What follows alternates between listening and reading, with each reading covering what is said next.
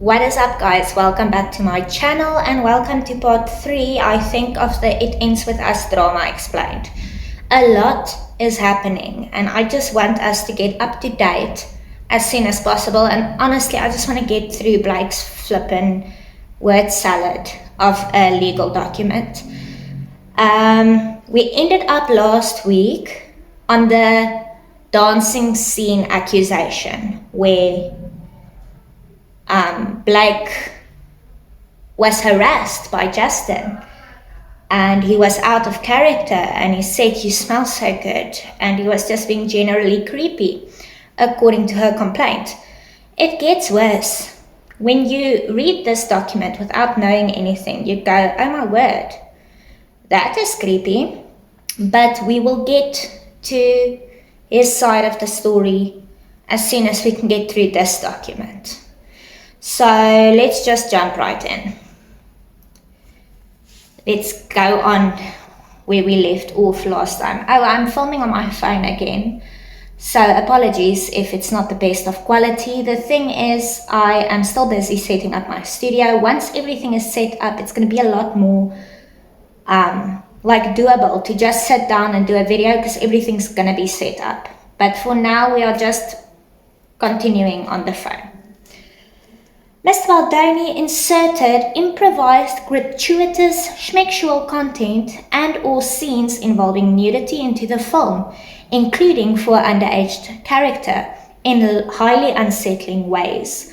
After Ms. Lively signed on to the movie based on a draft of the script, Mr. Baldoni was, without Mrs. Lively's knowledge or consent, personally added graphic content, including a scene in which Miss Lively was to schmorgasm on camera. Okay, let's quickly pause there. I don't want to pause the whole time, but let's pause there.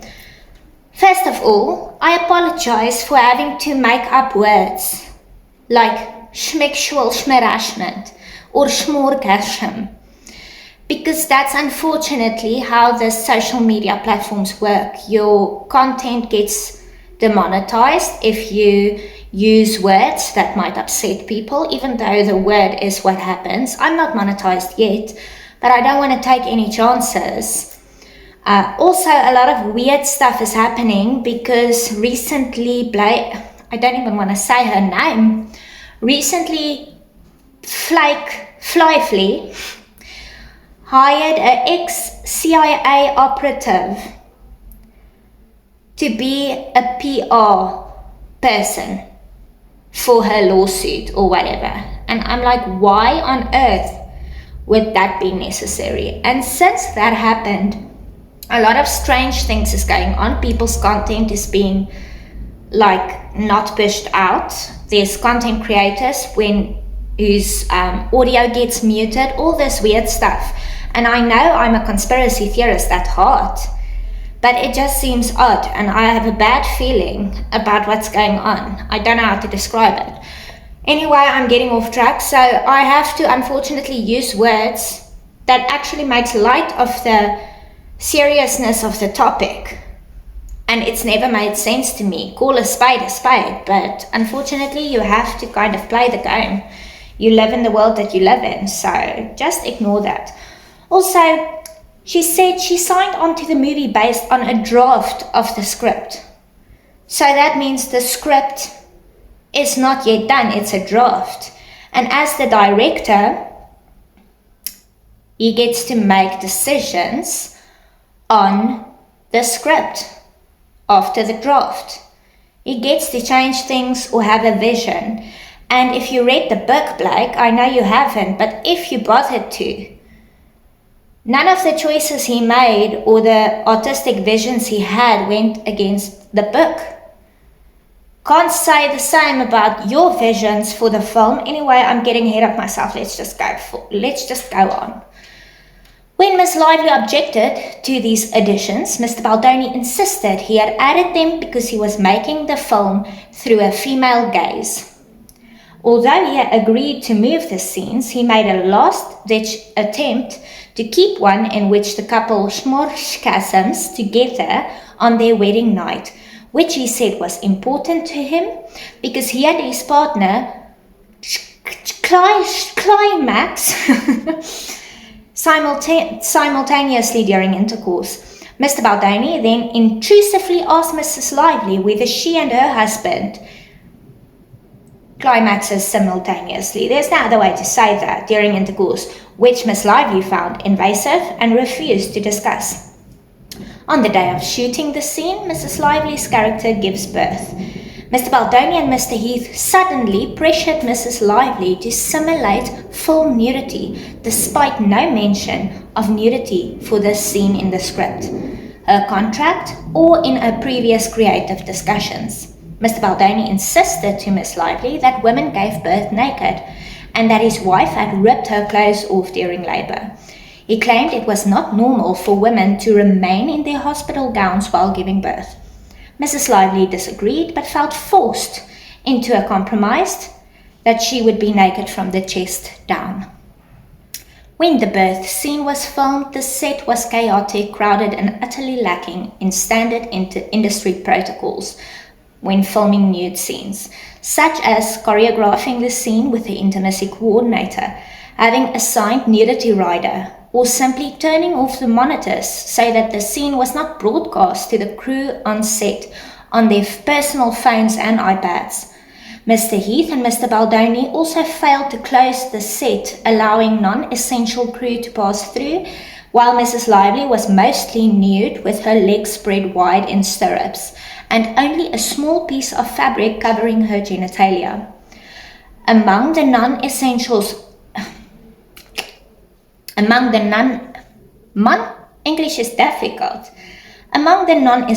persons present on that day was Wayfarer co-chairman Mr. Sorowitz, who flew in for one of the few set visits. Mrs. Lively was not provided with anything to cover herself between takes until after she had made multiple requests. Mrs. Lively became even more alarmed when Mr. Baldoni introduced his best friend to play the role of the OBGYN, which normally is a role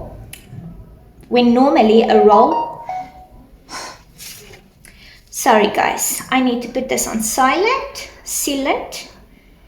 I can't switch it off. Maybe there's going to be like someone looking for me and it's going to be important. I just need a sip of coffee. You know, I really can't wait to get through this women's complaint, because once we get to Baldoni's lawsuit, it actually reads like a legal document that makes sense and that's concise. This is all dramatics and word salad. And I might, if you know nothing about this case, you might think that I seem like I'm not taking this seriously, which I did the first time I read it. I did take it seriously. I was like, this guy sounds creepy and it sounds like she had a horrible time of it. But knowing what I know now, it's so difficult for me to go through this without getting mad. Anyway, where was I? So Mr. Baldoni introduced his best friend to play the OBGYN, when ordinarily a role of this nature would be filled by a local actor. Mrs. Lively felt that the selection of Baldoni's friend for an intimate role in which the actor's face and hands were in close proximity to her nearly nude genitalia for a birth scene was invasive and humiliating. To add insult to injury, Mr. Heath approached Miss Lively and her assistant on set and started playing a video of a fully nude woman with her legs spread wide. Miss Lively thought he was showing her pornography and stopped him. Mr. Heath explained that the video was his wife giving birth. Mrs. Lively was alarmed and asked Mr. Heath if his wife knew that he was sharing the video, to which he replied, "She is not weird about this stuff," as if Miss Lively was weird for not welcoming it. Mrs. Lively and her assistant excused themselves, stunned at Mr. Heath had showed them a nude video. Mr. Baldoni added a detailed scene to the film in which an underaged version of Lively's character, Lily, loses her schmirthinity. Just to be clear, and this just once again goes to show how they like to twist things, okay? Because she says here, and it's very on purpose, an underage character. But the actress playing the character is 23. She's not underaged. She plays an underaged character, okay? And also, everything is based off of the book and the creative vision that Justin, as a director, had in mind. Also, I will get to all of that. I don't want to jump ahead. Okay, I probably need to read the rest of the paragraph. In both the book and the script for the film, there was no schmeck scene. Instead, the details about the moment were left to the audience's imagination. But Mr. Baldoni added in considerable details, including both dialogue between young Lily and her boyfriend Atlas.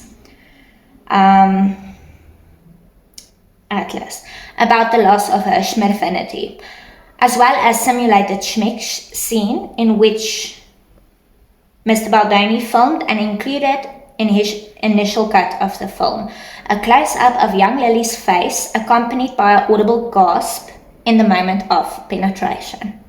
Mrs. Lively was informed because Blake is apparently HR. Everyone comes to her with their problems, not mentioning it to anyone else. Mrs. Lively was informed that when the scene was shot, after Baldoni called cut, he walked over to the actors and said, "I'm not supposed to say this, but that was hot. Did you guys practice this before?" Mr. Baldoni and Mr. Heath discussed their personal schmexual experiences and previous corn addiction and tried to pressure Miss Lively to reveal details about her intimate life. So, I'm not going to read all these paragraphs, we're going to sit here forever, but she says he spoke about his corn addiction and he engaged in other behaviors that were shocking and emotionally distressing. For example, he exclaimed that he could speak to the dead.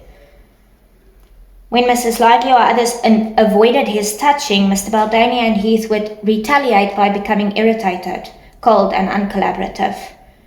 This was, the result was an unwelcome and mercurial environment for Miss Lively, her employees and others on set. Mr. Baldoni objectified Miss Lively and other women by commenting or criticizing on their bodies as schmeck objects. Baldoni often referred to women in the workplace as sexy. When they expressed discomfort, Mr. Baldoni would deflect or try to pass it off, which undermined Miss Lively and others' concerns. For example, on one occasion, Miss Lively observed that he told a female cast member that her leather pants looked sexy when she arrived on set.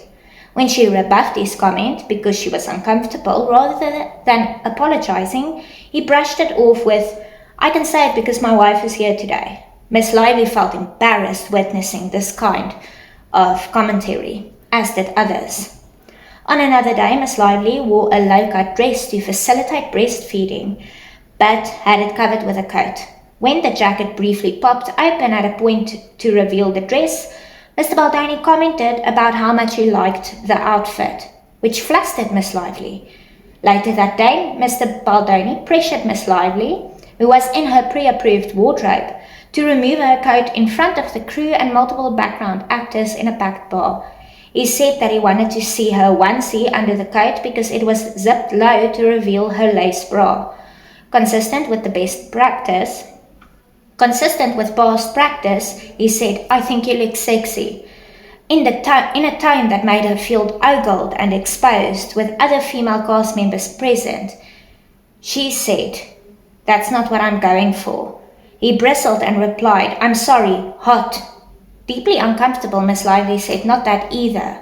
Mr. Baldoni responded sarcastically and said, "I guess I missed the HR meeting," and walked away.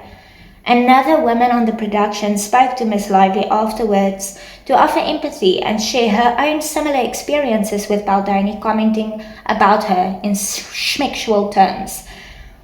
You're going to see throughout this document a lot of hearsay. Objection, hearsay. It's another woman, a guy, a random man, this person. There's no names, there's no nothing. As a result of Mr. Baldoni's behavior, on the 29th of May, another cast member lodged a sexual harassment complaint about Mr. Baldoni's gross and unwanted comments towards her and others. I still want to know what this is referencing.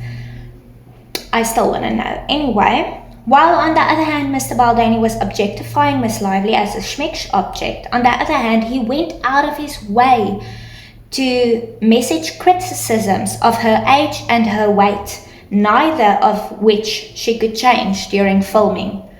On the second day of filming, for example, Mr. Baldoni made the rest of the cast and crew wait for hours while he cried inside Miss Lively's dressing room, claiming social media commentators were saying that Miss Lively looked old, unattractive, based off paparazzi photos from the set. People did say that. Did you see the comments when the paparazzi caught glimpses of her outfits? It got so much negative attention, and then later on we learned that she demanded to take over costume design for this film, and it looked awful. It looked awful. There were lots of people criticizing that she does not look like Book Lily. She's too old to play Book Lily. Not age shaming, just that Lily was a 20-something year old, 23 or something. But we'll get to more of this in Justin's, lawsuit. Mrs. Lively tried to reassure him that she should look authentic in the scenes depicted in the photos, which were just after her character had been abused by her fictional husband, rather than hot. Mr. Baldoni, however, appeared focused on Mrs. Lively's sexual appearance above all.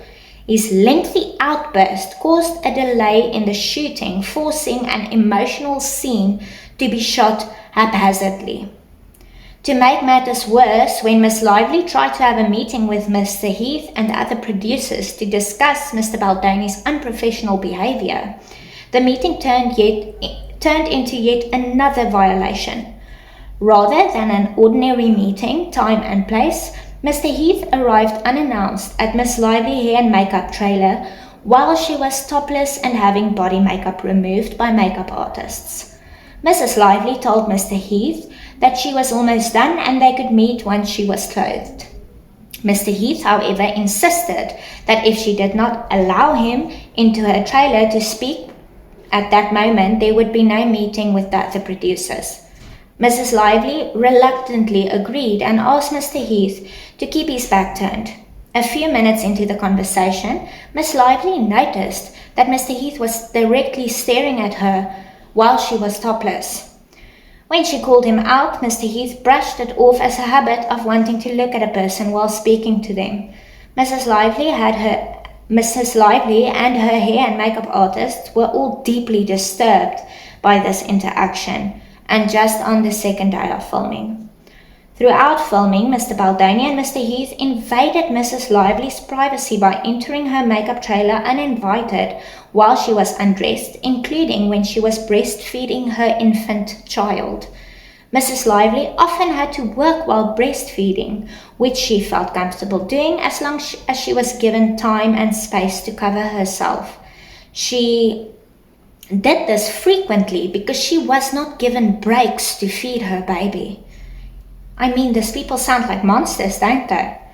But Miss Lively did not expect nor consent to anyone entering her private spaces while topless, exposed and vulnerable with her newborn and during body makeup removal or application. Mr. Baldoni and Mr. Heath both showed a shocking lack of boundaries by invading her personal space while she was undressed and vulnerable.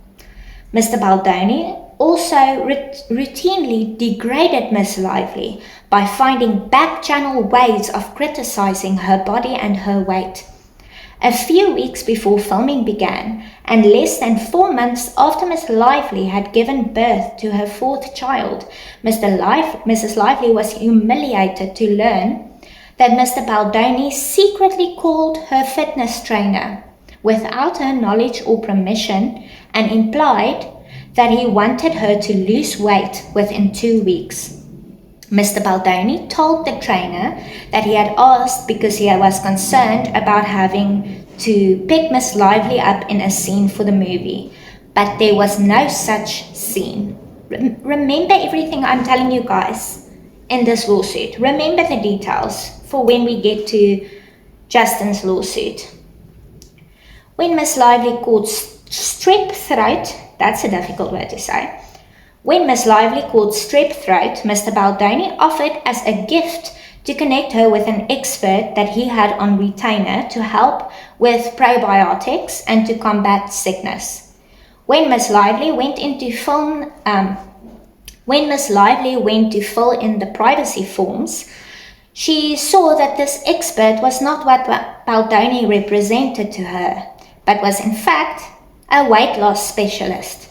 Miss Lively felt once again that Mr. Baldoni was shaming her for her body and her weight. Mr. Baldoni and Mr. Heath also failed to implement COVID protocols. Miss Lively and others lodged grievances regarding the conduct of Mr. Baldoni and Mr. Heath, which Wayfarer declined to investigate. Let's see if there's anything relevant here.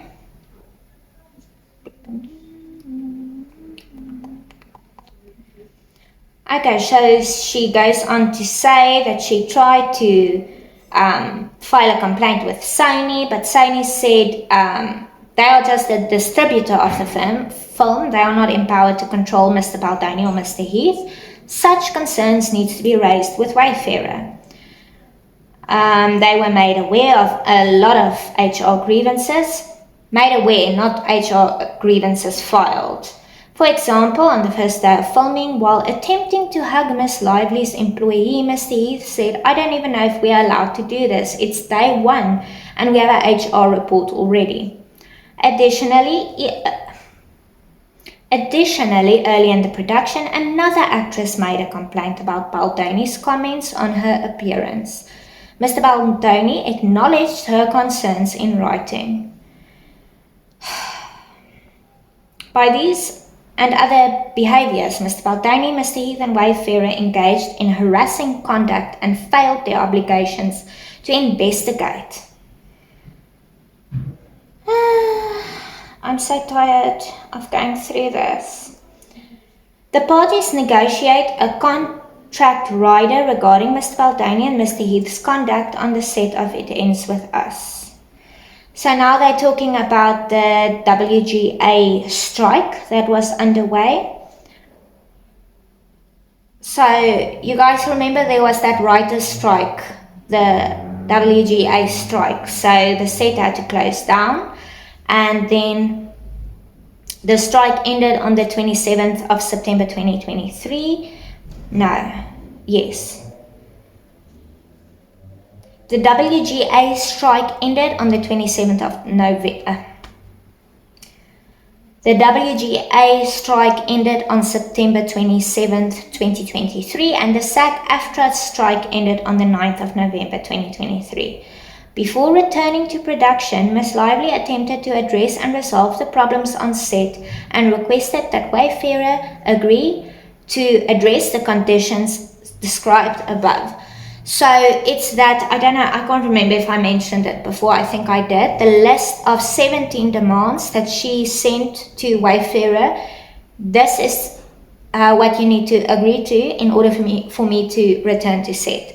In their lawsuit, however, they list 30 demands. And on Wayfarer's side, they said they haven't seen that list before nor discussed it. They received a 17 points list.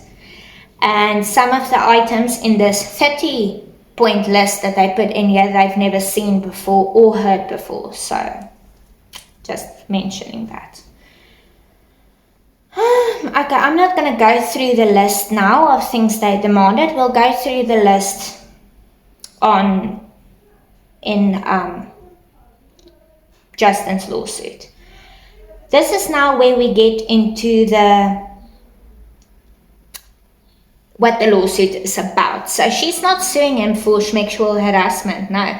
She's suing him for a smear campaign and retaliation. So according to her and the rest of this lawsuit, that I'm not going to go through point by point because I can't do it. So she's alleging that he started to become fearful that she's going to come forward with the accusations of sexual assault. He was afraid that there's going to be consequences to his actions. After the SAG-AFTRA strike ended and she gave the 17-point list, they went back to filming, and in her own words, everything was fine, nothing was wrong. So they continued filming. Then in August, Blake Lively, her husband, and some of the cast members unfollowed Justin Baldoni on Instagram, which obviously people noticed and asked questions about. At this point, also articles starts coming out saying Justin Baldoni fat-shamed Blake Lively and that he's a predator, all right?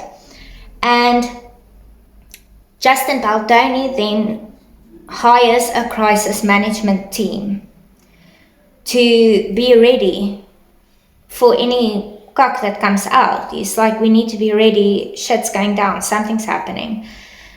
Blake Lively and some of the cast members, and according to Blake, even Colleen Hoover, refused to promote the film with Justin. So Justin goes off and promotes the film on his own. Whereas Blake Lively continues to make light of the situation and promoting her hair care brand and her alcohol brand, which is even worse considering it's a movie about domestic violence and how many cases of that involves alcohol and alcoholism. So people started talking and saying, Blake, you're being tone deaf. What are you even talking about? She's not answering any questions seriously. She's like, grab your friends and your florals and come and chick flick, rom-com vibes. And people were finding it to be tone deaf and they started criticizing her. Now, Blake could not believe that people were criticizing her out of their own concerns. Everyone loves her. There's no way this is organic. This must be Justin and his PR crisis management team planting stories. Also at this time, old interviews started coming up. It started it started before criticisms of Blake started at the beginning when they saw the outfits that she chose to wear.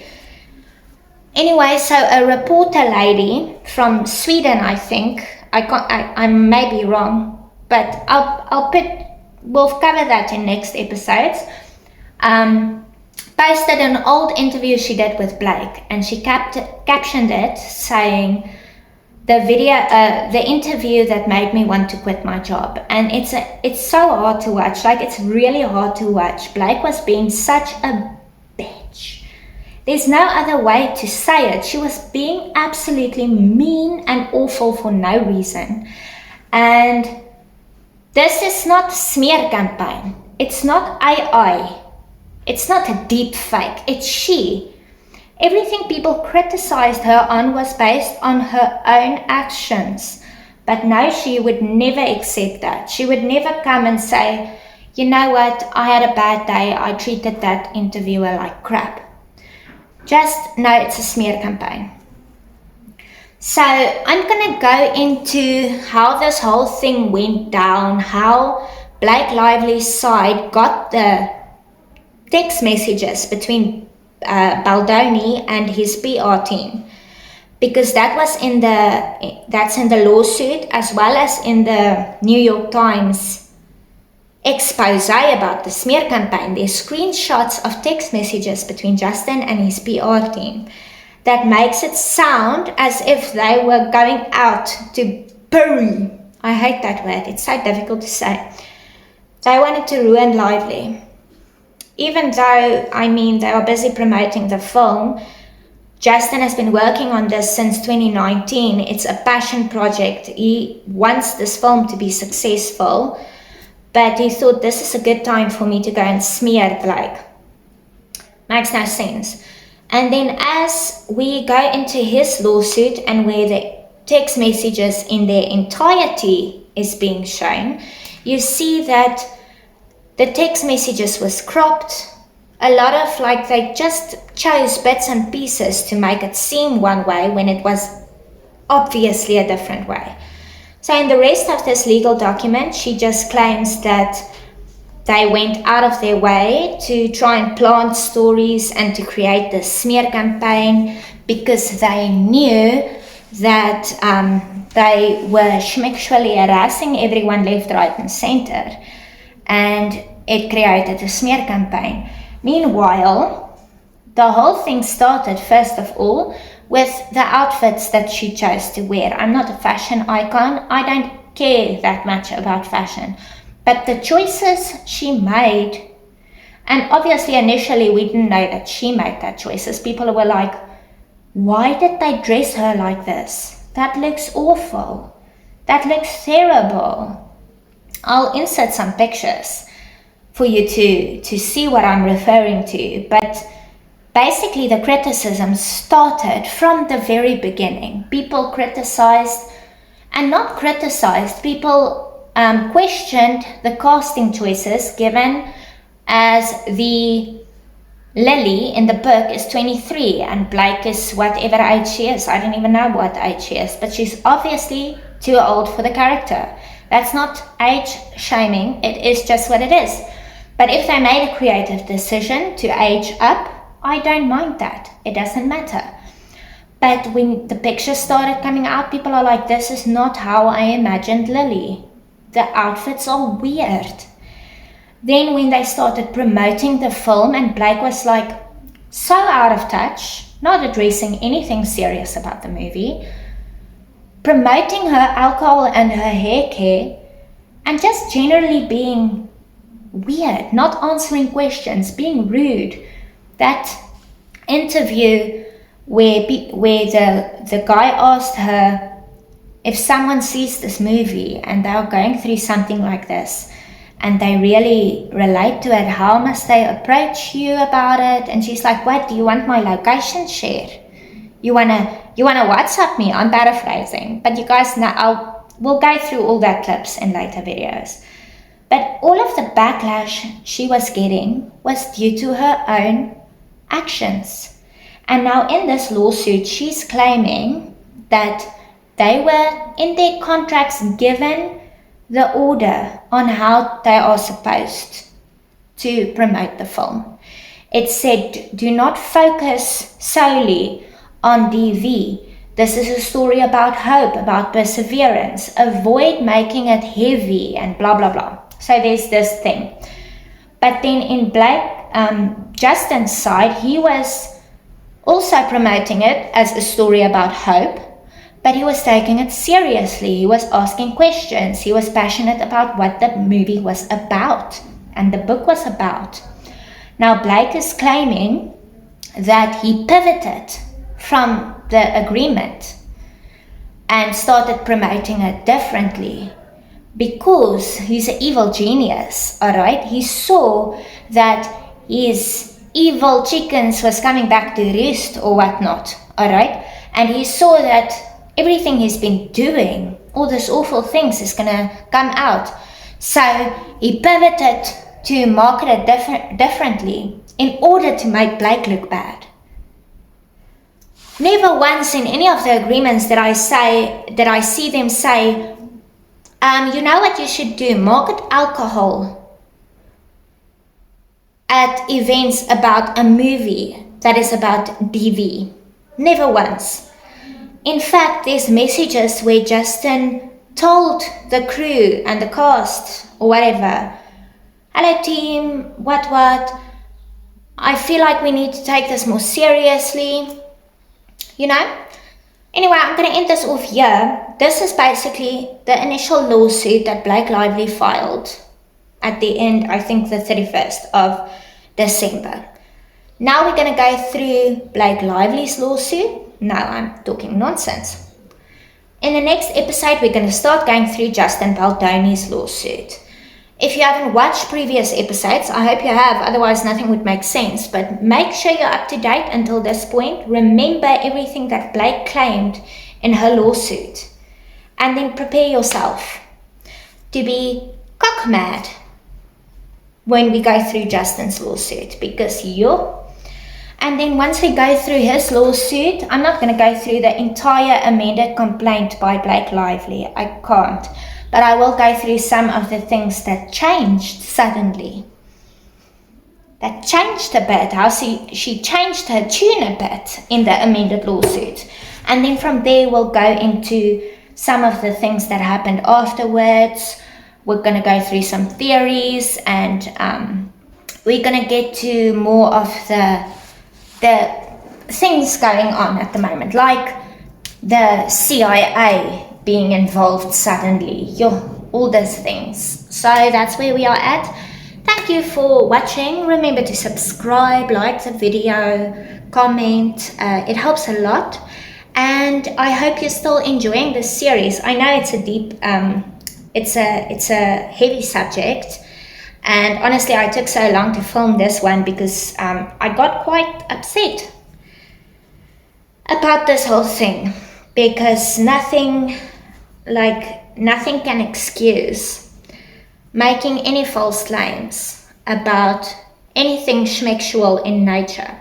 Nothing can excuse making false claims about that. So I got really upset, but we are persevering, and we'll get into Justin's lawsuit on the next episode. Thank you for coming, and we'll chat again next time. Okay, bye.